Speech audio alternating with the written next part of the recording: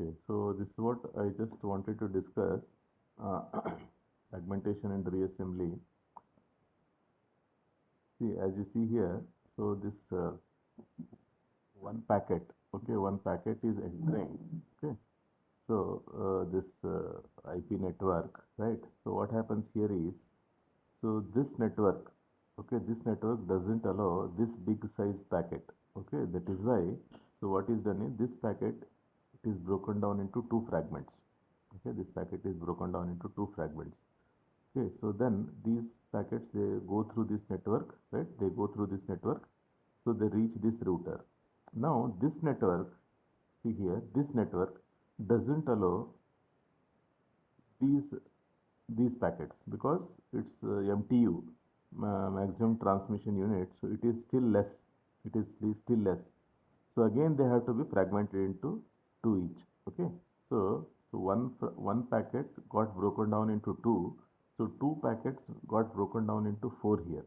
Okay, so these four fragments, okay, each packet is broken down into two, so then they are broken down, so then they enter through this network and finally reach here.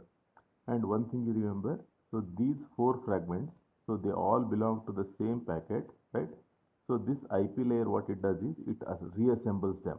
Okay, that means, so fragmentation has taken place at this router source, right? Fragmentation has taken place at this source, okay, and even the routers also, intermediate routers also can do the fragmentation, right? So now once they are delivered to the receiver, okay, the receiving IP will reassemble all of them because, so all these fragments, they belong to the same packet, okay. So that is what it is, reassemble at the destination. Okay, so to reassemble, because one thing you remember, these fragments, so they are independent packets. They are independent packets, right? So they can be routed in any direction. Okay, but finally, once they come here, so all of them have to be reassembled, and we have to reconstruct the original packet, right? See, suppose four fragments are there. Out of four fragments, only three fragments have come. So one fragment did not come. So then what you have to do?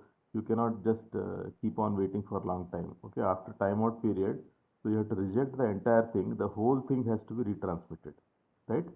So the receiver has to wait for the receipt of the missing fragment, okay, for some time. Okay, so then if it doesn't come, so it cannot just reassemble only three fragments. No, it's of no use, right? So all the entire fragment, this thing has to be rejected, and the same thing has to be retransmitted again. Okay, so that is why, so these parameters are very important. Identification field, so it identifies a particular packet or a particular fragment, you can say.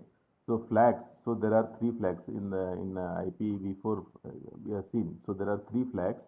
So first bit is unused. So second bit is don't fragment, flag is there. Don't fragment.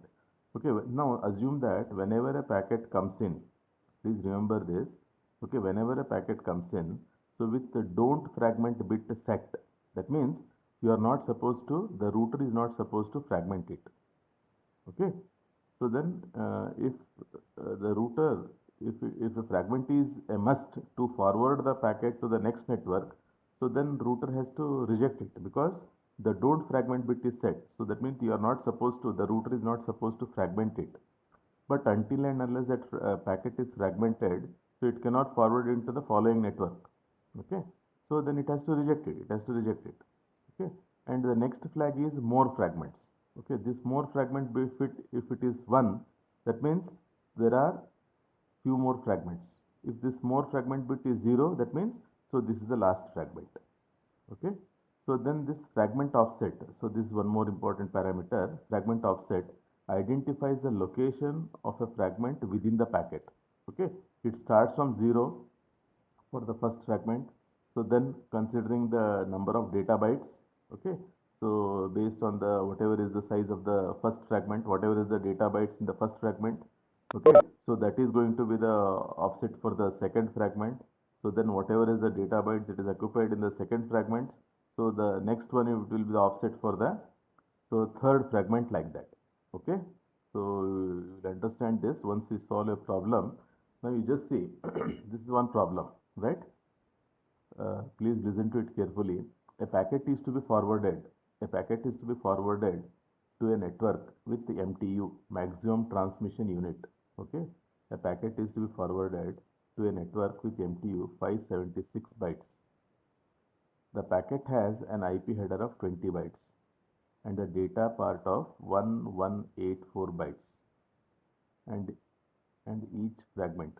Okay. So now and you just see now what is the question. See this, our data is 1184 right? So this data is to be transmitted. Okay. See a packet. Okay. So a packet has an IP header of 20 bytes and a data part of 1184, right? So this is our packet, incoming packet. Okay, incoming packet. So what is the total size of the incoming packet? Can anybody tell me? What is the total size of the incoming packet?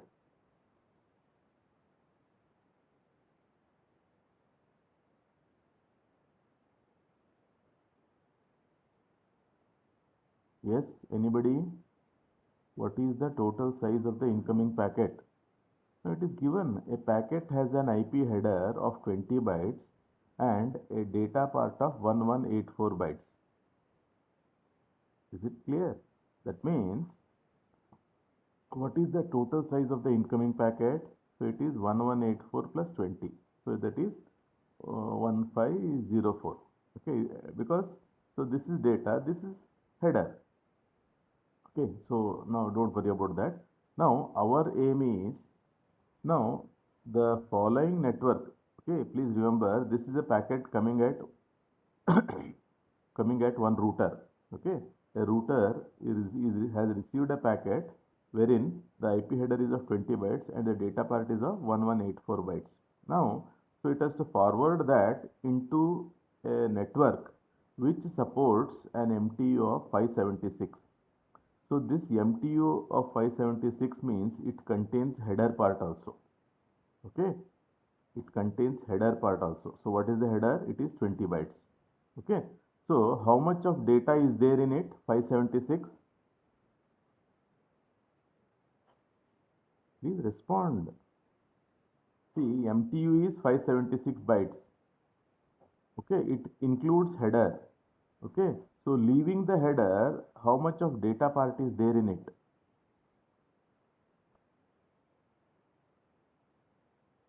20 bytes, sir. So 20 bytes header.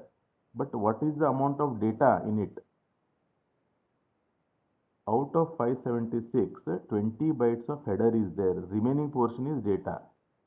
So 576 minus 20 Minus will give 20, you the data number of amount of data present in it. 556. So that is why it is given. So maximum data length per fragment. So it is 576. That is what is MTU minus 20. So it is 556. 556 bytes. Okay. That means in each fragment you can accommodate 556 bytes of data. Is that clear? Is that clear or not? Yes, sir. Now, so if in every fragment, if you are going to put 556 bytes of data, our aim is to put 1484 bytes of data. So how many fragments you require? Now, one more thing is, now as I told you in the last class, so the data that you are going to have in a fragment that should be multiple of 8 bytes, multiple of 8 bytes. So 556 is not a multiple of 8 bytes. Okay, that is why we take 552, nearest multiple of 8. See, 556 is not a multiple of 8. Please remember this. Okay, 556 is not a multiple of 8. So the nearest number that is a multiple of 8 is 552. Okay, so now in each fragment we are putting 552 bytes of data. So by putting 552 bytes of data, in how many fragments we are able to put 1484 bytes of data? That is the question. Okay. Are you getting it? Is it clear? Any doubts? If you have any No, doubts, you sir. can ask, right? Now, you just see here. So here, as per this, as a solution to this problem, so we have made three fragments. So fragment 1 of 5, 552 plus 20 bytes of header. So please remember this. So this is 552, okay, 552 bytes of data. It is put in this, okay, plus 20 bytes of header, because each and every fragment is a packet by itself. So you have to attach header to it. So 572. How it is 572? 552 plus 20 bytes of header. Together it is 572. Is that clear? And identification is X. Identification is X. Then more fragment bit is 1. Yes or no? Because there are two more fragments. Then offset is 0 because this is the first fragment. This is the first fragment. Is that clear? Now, second fragment. Again it is of size 572. Again it is of size 572 because it is 552 plus 20. 20 bytes of header. So 572. Okay, so then this is X because it belongs to the same packet. So then more fragment bit is 1 because there is one more fragment. Okay, and here it is 69. Why it is 69? Because if you divide this 552 divided by 8, what is the answer you get? 552 divided by 8, you just do it. Divided by 8. 69, sir. 69. Okay, that is why it is given 69 here. Is that clear? So 552 you have to consider. So 69. Okay, so two fragments are over now. Now third fragment. Third fragment. So now you just remember one thing. Okay. So now 552. So 552 you have put here. Now header you forget. So 552 data, 552 bytes of data here. Then what is the remaining amount of data?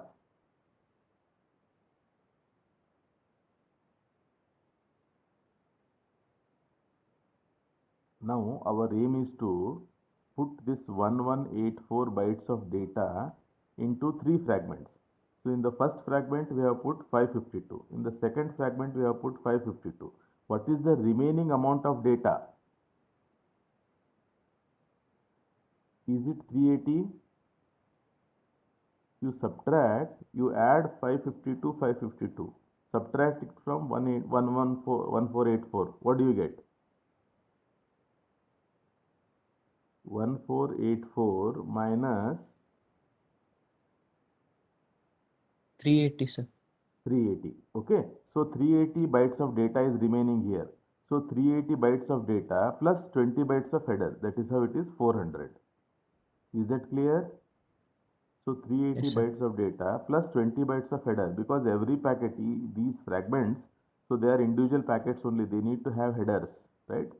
So 380 bytes of data plus 20 bytes of header, it amounts to 400. So again it is X, and here more fragment bit is 0 because there are no more fragments to follow, because this is the last fragment, and offset is double this. Okay, because again one more 552. Okay, so it is 138. That's all. So if such problems are given, you need to solve it in this way. Is that clear? Yes, any doubts? No, sir. Yes, any doubts? Others, please respond if any doubts are there. If hmm? Because such problems are going to come, but you should be very, very careful where to consider the header, where to consider, where not to consider the header. So about these things you should be very, very clear, right? See, MTU means it is always inclusive of header, inclusive of header, right? So whenever we say packet, okay, packet means it is inclusive of header. So here he has given separately 20 bytes of 20 bytes of header plus 1184 bytes of data. So that is why what he has done, 1184 plus 20. So it is, that is why he has given original packet 1504. 1504. 1504, it is the original packet. Okay, is that clear? Okay. So, you please solve few problems that are given in the at the end of the chapter, okay, regarding this, right? So now we will go to the next chapter, that is next topic, that is subnetting. Okay, so this subnetting,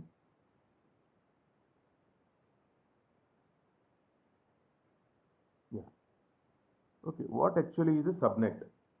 Now the subnet is something see, let me just go back to this here, class A. Okay, class A now, or let us talk about class C. Now in class C, how many hosts are there in each network? How many hosts are there in each network in class C? This is class C. How many hosts are there? Yesterday you had, 8, sir. huh? Sorry, what is that? Yes, tell me. Bytes of headers. Hosts. How many hosts are there? How many hosts can be attached to a network in class C? How many hosts can be attached to, 254, sir. huh? 254. 254, yes, because it is 2 raised to 8 minus 2. Okay, so 254. Now suppose in my network, okay, assume that I have a network, let us say, now I have somewhere around 300 hosts. Okay, so 300 hosts. So then what I have to do? Okay, please understand, try to understand the problem here. So in my organization, I have around 300 hosts, 300 computers. Okay, that means a single class C network is not sufficient for me. Yes or no? So with a single class C network, so I can address only 254 hosts. So but I have 300 hosts. Okay, so if I then I have to either I have to go for one more class C address. Yes or no? So because one class C address is not sufficient for me.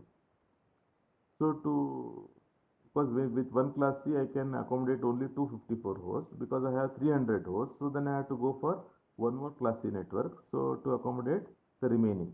So but unnecessarily the IP addresses are wasted there because so to say 300 minus 254. So remain that means for remaining 46 hosts. So for remaining 46 hosts, I am unnecessarily wasting. Okay, so that is one thing. And other solution is I can go for I can go for class B instead of class C because here I can accommodate 2 raised to 16. Okay, 2 raised to 16 hosts. 2 raised to 16 hosts. So that also leads to wastage, lot of wastage. Okay. Okay. So now as you go for a bigger network, suppose I have got a this class A you consider. Okay. So how many hosts I have here? How many hosts have I have?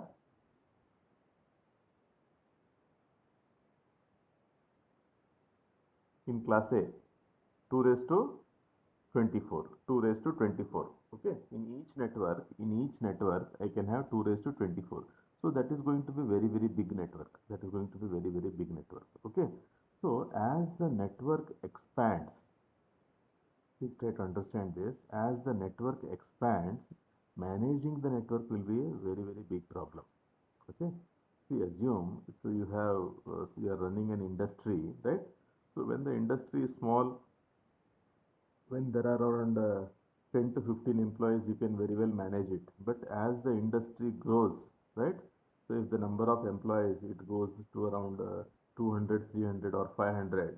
So then managing that industry will become very difficult. So then what you will do, you will create different departments and appoint some manager to manage each department and all, right? So that's how, so it is what is divide and conquer. So you, a given organization, you So divide it into various departments. So for each department, you appoint a manager. Okay, that manager is responsible for managing that particular department. Okay, so that's how you do it. That's how you do it. So the same thing, okay, the same thing you do in case of networking also. If a given network is very, very big, it is big, right? So then what we will do? So managing that network will be a big problem, will be a big problem. That is why what we do is, so we divide it into subnets. We divide it into subnets. Okay, we divide it into subnets, and we appoint each particular router, so that is responsible for managing that particular subnet. Okay, so like this. Okay, see, subnetting is what? Add another level of address in the or routing hierarchy. Subnet, a subnet. So see now what happens is, subnet mask we will see later. Okay, now here you just see, this is regarding class B network. See, class B network, what you have? See here, class B, you have 16 bits reserved for network, remaining 16 bits reserved for host ID. Now I have 2 raised to 16 hosts. 2 raised to 16 means it is very, very big number. So what I will do in this, okay, here I will divide it into some subnets. Okay, I will.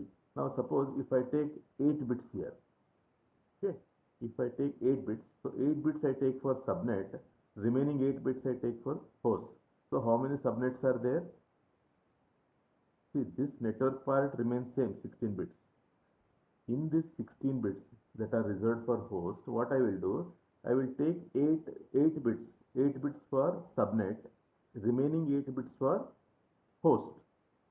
That means in every network I can have 2 raised to 8 subnets, and in each subnet I can have 2 raised to 8 hosts. Is that clear? See, that's what it is. See, okay, this is assume the same class B network. So this is network ID. This is network ID. So in the remaining bits that are reserved for host, I have divided into half. So 8 bits are reserved for subnet ID. Remaining 8 bits are reserved for host ID. Remaining 8 bits are reserved for host ID. Is it clear? Is it clear? So now what I have, assume that these are 16 bits. So I have 2 raised to 16 different networks.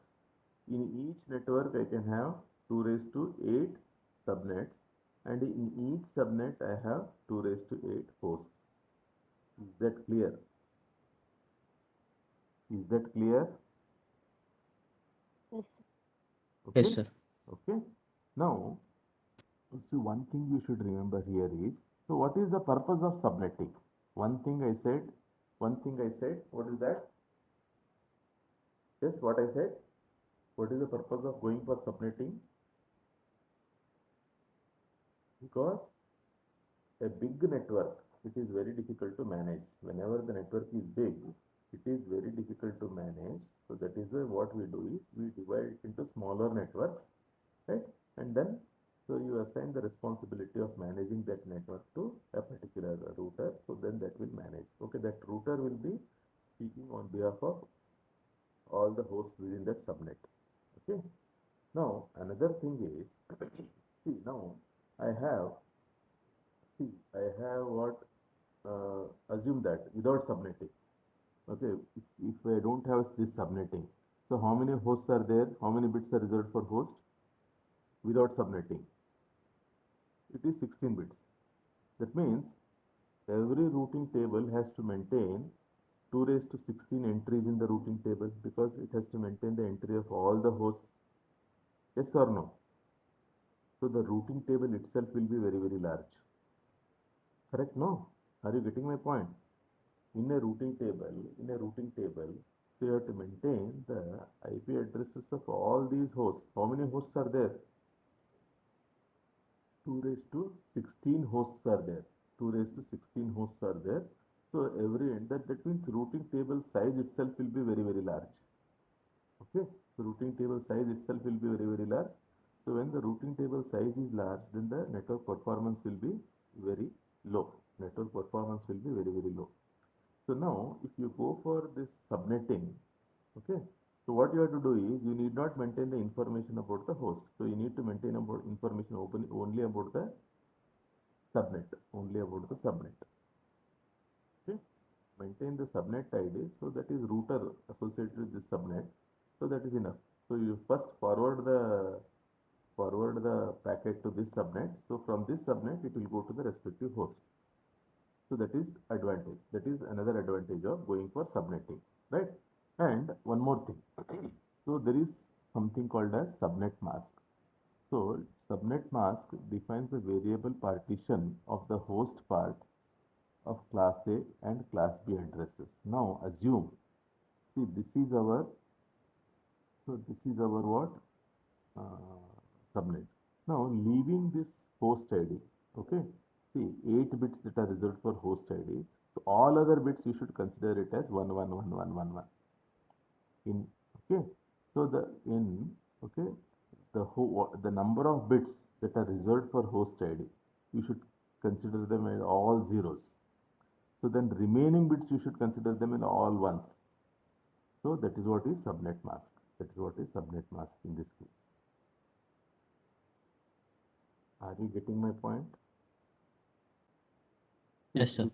Please remember, see, now, see, totally it is 32 bits, totally it is 32 bits, okay, out of which 16 bits are reserved for network ID, so remaining 16 bits are reserved for host ID. In the number 16 bits that are reserved for host ID, in this example, what we have done is, we have considered 8 bits as subnet ID, remaining 8 bits for host ID, okay, remaining 8 bits for host ID. So, but this is not a must. Okay, what we can do is, so we can even have, see, 10 bits reserved for subnet ID. Okay, 10 bits we can reserve for subnet ID. So then remaining 6 bits reserved for host ID. Yes or no? Because there are 16 bits here in the host ID. Okay, so out of this, so here I have taken 8 bits. Instead of 8 bits for subnet ID, I can even take 10 bits for subnet ID and remaining 6 bits for host ID. Okay, so in that case, so what would be my subnet mask? Only the host ID part bits I have to make zeros. So remaining bits I have to make ones. So what would be my subnet ID in that case? Have you understood my question?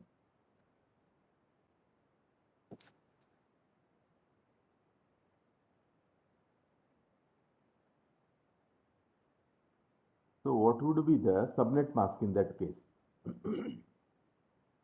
Except the bits that are reserved for host ID, you have to make zeros. Okay, remaining bits you have to make them as ones. Okay, that means, so how many ones are there in this? Out of these 32 bits, only first 6 bits are zeros. So remaining 26 bits are ones. Yes or no? Because as I said, so here 16 bits for network ID, here 10 bits are for subnet ID. So these 16 bits plus these 10 bits, all ones. So remaining 6 bits are 0, 0, 0. So what would be my subnet mask then?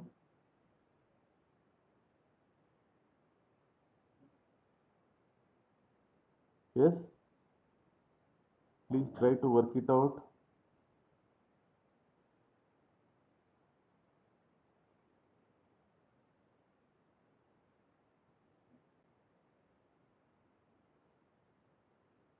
You have to make it fast. It is very easy.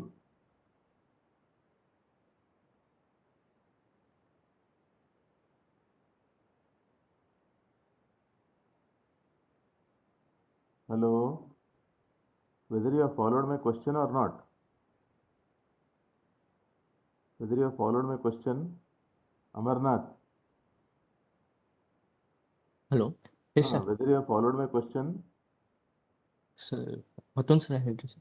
See, there are, see, in this only, okay, in this example, what I am telling, see, 32 bits are there. So in that 16 bits are reserved for network ID. So the remaining 16 bits are actually reserved for host ID. In that, what we are doing is, when we go for subnetting, so out of 16 bits, 8 bits we are considering for subnet ID. So then remaining 8 bits are considered for host ID. So now to obtain the subnet mask, what we do here is, so the 8 bits that are reserved for host ID, we have to make them zeros. So remaining bits you have to consider them as ones. So based on that, so here all 16 ones, so here 8 ones, So these zeros. So that becomes 255.255.255.0. So that is the subnet mask in this example. Now what I am telling you is, instead of reserving 8 bits for subnet ID, you reserve 10 bits for subnet ID. Remaining 6 bits for host ID. Remaining 6 bits for host ID. In that case, so what is going to be your subnet mask?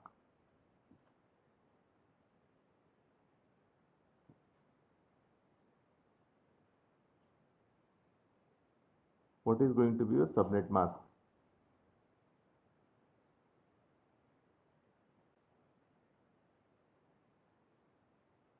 Please remember the bits, how many bits are reserved for subnet mask? Sorry, how many bits are reserved for host ID? 6, sir. 6. ಹೌದಾ? 6.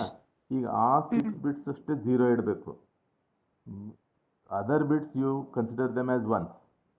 So then Yes, what is the subnet mask? Totally subnet ID 26 ಆಗ್ತಾವ್ರಿ sir ಈ network ಇಂದು ತಗೊಂಡ್ರೆ. 26 ones, 26 ones Yes. and 6 zeros. ಅದೇನಾಗ್ತದೆ value? 255.255.255. ಏನಾಗ್ತದೆ ಅದು? ಇಲ್ಲಿ ನೋಡ್ರಿ ಇಲ್ಲಿ ಸೊ ಇಲ್ಲಿ 8 ಬಿಟ್ಸ್ ಒನ್ ಇದ್ದಾಗ 255, ನೆಕ್ಸ್ಟ್ 8 ಬಿಟ್ಸ್ 255.255.255.128, sir. ಗುಡ್. 128 ಅಲ್ಲ, Yeah. 128 28. 64 192 ಆಗ್ತದೆ 22. ನೋಡೋದು. Yes, sir. 192 ಆಗ್ತದೆ. Okay, so 255.255.255.192 is the subnet mask. ತಿಳಿತಾ?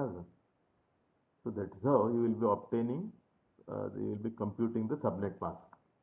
So the formula is simple. Okay, the idea is simple. Okay, the bits that are reserved for host ID, only those bits are made zeros. Remaining all bits you consider them as ones. So whatever the value you get, that is going to be the subnet mask.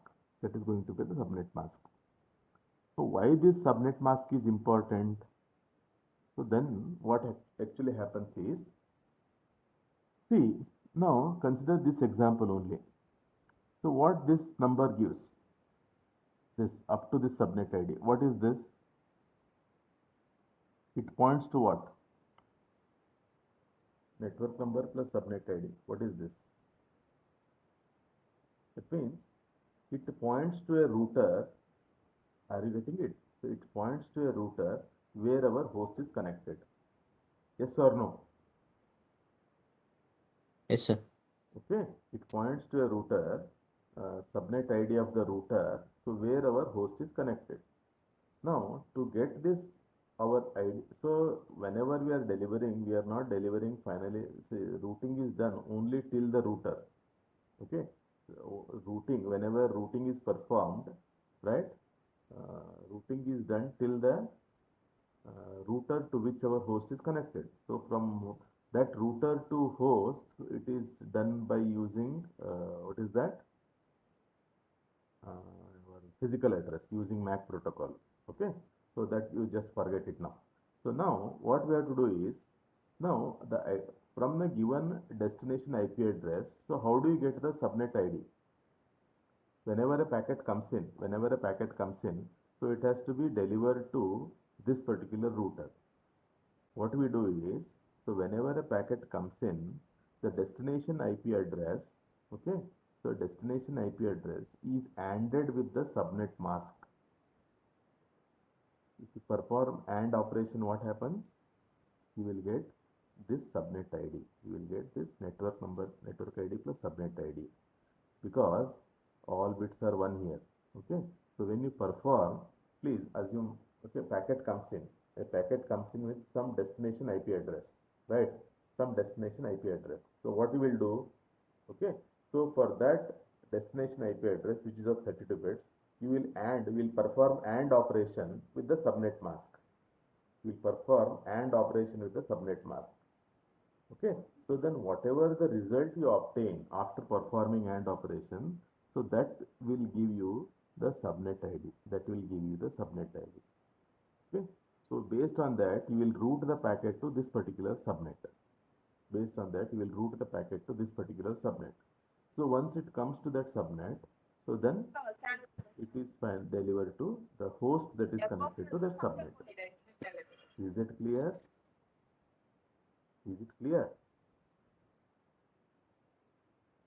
Yes, tell Yes, me. sir. Hmm? Yes or no? Is it clear? Yes, sir. Others? Yes, sir. Okay. So that is how the routing is done. That is how the routing is done, right? So now you might have seen subnet mask. Have you heard it before? What was your idea about subnet mask? Subnet mask ಮುಂಚೆ ಕೇಳಿದ್ರೋ ಇಲ್ಲೋ? Whether you had heard about subnet mask?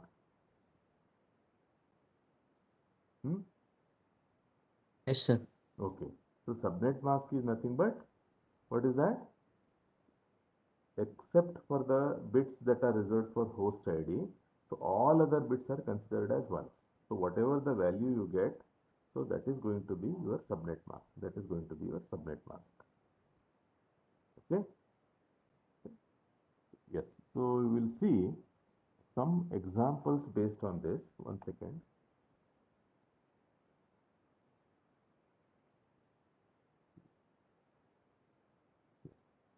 See.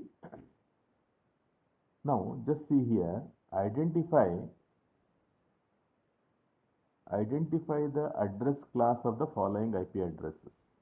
Now, if it is given as, see, 200.58.20.165, right? So, to which class of IP address it belongs? Now, you just see here, now if you write it in binary, so this is how you write it in binary, 200. So, .58, it is this. So, then 20 is this, 165 is this, right? So, now you see the first three bits are 110. First three bits are 110. So, 110 means it is class C. Correct now? 110. First three bits are 110. So, then it is class C network. Right? So, then another example 128.167.23.20. So, you write this in binary. So, this is how you write 1 followed by all 7 zeros. Then this is 167 remaining. Okay, it doesn't matter. So only first this one is important. Now it starts with 10. So 10 means it is class B, like that. Okay. So what you have to do is, so first see, now if the first bit is 0, what does it mean? If the first bit itself is 0, so it is class A. Okay, so if it is 10, so then it is class B. If it is 110, it is class C, right? Like that. Okay. Now, see another thing. So, what are the possible subnet masks? What are all the possible subnet masks for class C address space? Yes, whether you have followed it. What are all the possible subnet masks for class C address space? Yes. See, Yes, sir. the first possible subnet mask is 255.255.255.128. Now, so let me just go back to that class C. See here, where is that class C? Yeah. So here,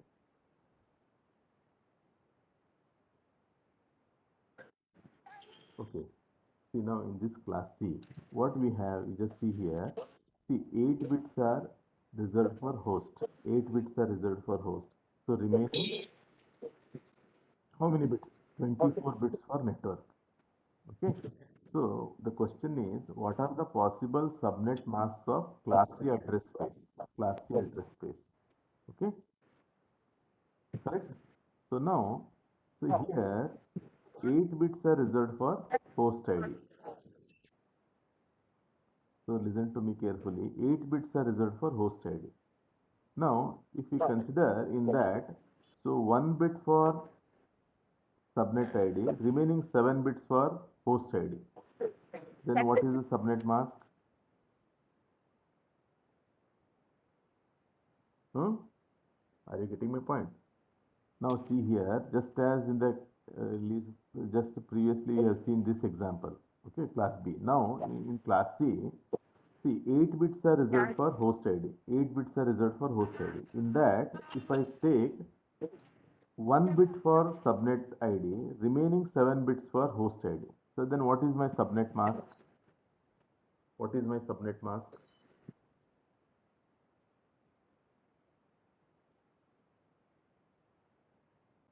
What I'm telling you, the formula remains the same except for host ID. Okay, you have to consider zeros for host ID, all other remaining bits 1 1 1 1. So how many ones will be there? Yes, tell me how many ones? 25 ones, no? Yes or no?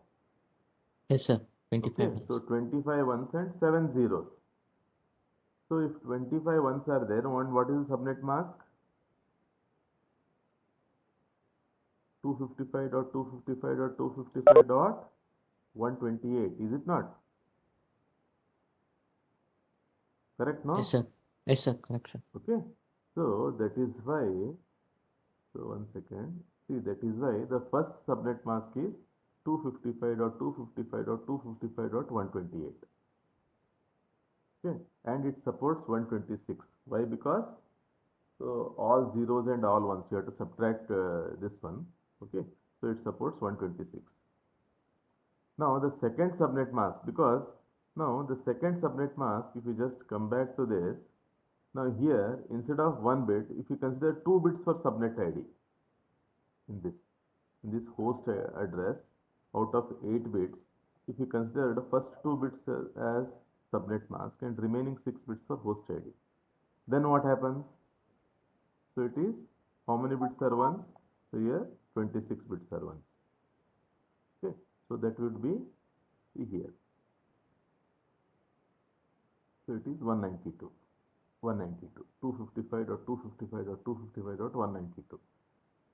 Okay, so how it is 64? Because how many bits are reserved for host now? 6 bits. So 2 raised to 6 means it is 64.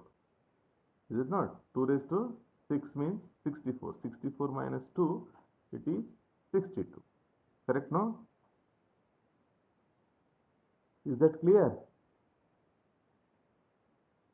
Hello? Is it clear?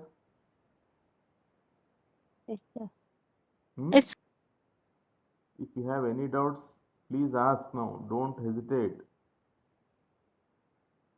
How it is 192? Because out of the 8 bits that are reserved for host ID, the first 2 bits we are considering for subnet ID. So first 2 bits, so that is 128 plus 64, that is 192. So remaining 6 bits are reserved for host ID. So then how many hosts it supports? It is 2 raised to 6, that is 64. So 64 minus 2, because all zeros and all ones are reserved. So it is 62. So then next one is 224. How? Here we are considering first 3 bits for subnet ID. First 3 bits. Then remaining 5 bits for host ID.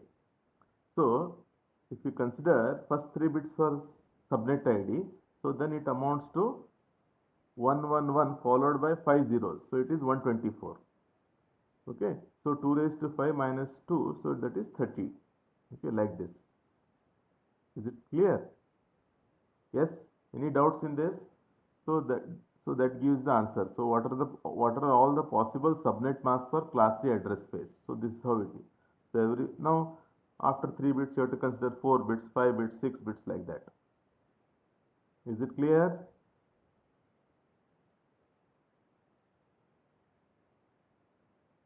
Yes, is it clear? What is Yes, sir. subnetting? What is subnetting? Why subnetting is required? So what is a subnet mask? So what is the purpose of using subnet mask, right? So for a given for a given problem, how do you obtain the subnet mask? So all these things you should know. How to calculate the subnet mask for a given problem. Is that clear?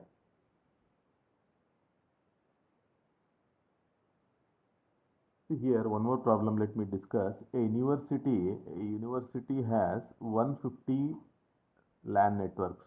So with 100 hosts in each LAN. Okay, so 150 LAN networks with 100 hosts in each LAN. Suppose the university has one class B address, so design the appropriate subnet addressing scheme. Right. Now you just see class B. Class B means what? 16 bits reserved for network ID, remaining 16 bits reserved for host ID. Now to accommodate 150 LANs. So how many bits of subnet ID we require? 8 bits are sufficient, more than sufficient actually, because now with 7 bits, how many networks we can have? 128. Yes or no? Because 2 raised to 7 is 128. So with 7 bits we cannot accommodate 150 LANs. So that is why the minimum number of bits reserved for subnet ID, it should be 8 only. So 2 raised to 8 means 256. Okay. So 8 bits are used for subnet ID. Then remaining 8 bits are reserved for host ID. Okay, remaining 8 bits are reserved for host ID in case of class B. Okay, so then what is our subnet mask? Except leaving all these bits, host ID bit should be 111 so remaining bit should be 111. So that means leaving these 8 bits, all other bits are 00. So subnet mask is 255.255.255.0. That's all. Is that clear? Yes? Is it clear? Yes, sir. Okay. See here, one more question. A small organization has a class C address for 7 networks each with 24 hosts. So what is the appropriate subnet mask? Now you just try to understand. So 7 networks. For addressing 7 networks, how many bits you require? Or rather 24 hosts. So for 24 hosts, now class C network, 8 bits are reserved for host ID. In that host ID, so you have to accommodate 7 networks and 24 hosts in each network. So in this example, what you have to do? So to address 7 networks, you can have, there are different ways. Okay, so you can have 4 bits reserved for, sorry, 2 raised to 4 is 16. Okay, so to accommodate 24 hosts, so how many bits you require for host? It is minimum 5 bits, because 2 raised to 5 is 32, because 2 raised to 4 is 16. Okay, so 5 bits. So you take 5 bits for host ID, remaining 3 bits for subnet ID, remaining 3 bits for subnet ID. Okay, so then what is the subnet mask you get? So these 5 bits should be 0000. So remaining all bits 1111. Okay, so in the third octet you have 111, all 5 zeros, so that will be 224. So 255.255.255.254, that is the subnet mask. Is that clear? Yes, is it clear? So how many networks we are having? 7 networks, and in each network we have to